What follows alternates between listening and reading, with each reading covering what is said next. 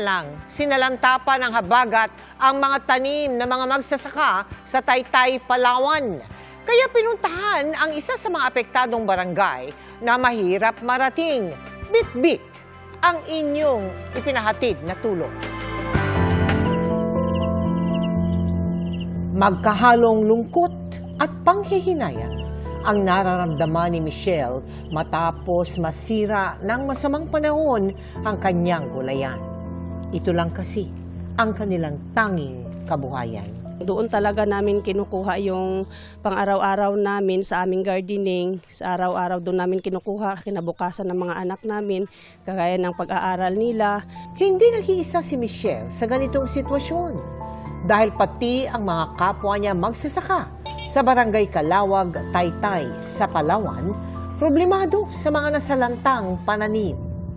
Nung dumating ang bagyong Ferdy, ang laking pinsala po na tamo ng mga gulay namin kasi nabulok.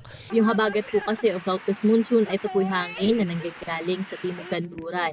So kapag umiral po ito, lalo na kapag na-enhance, yung una po nitong maapektuhan ay yung western section ng ating bansa na kung saan ay kabilang po doon yung Palawan. Batid ng GMA Kapuso Foundation ang pinsalang dulot ng nagdaang bagyo at habagat sa Palawan. Kaya agad tayong nag-repack ng mga relief goods, katwa ang Western Command ng Philippine Army. Dinala natin ito sa Sitio Cororoy at Sitio Poblasyon sa Barangay Calawag.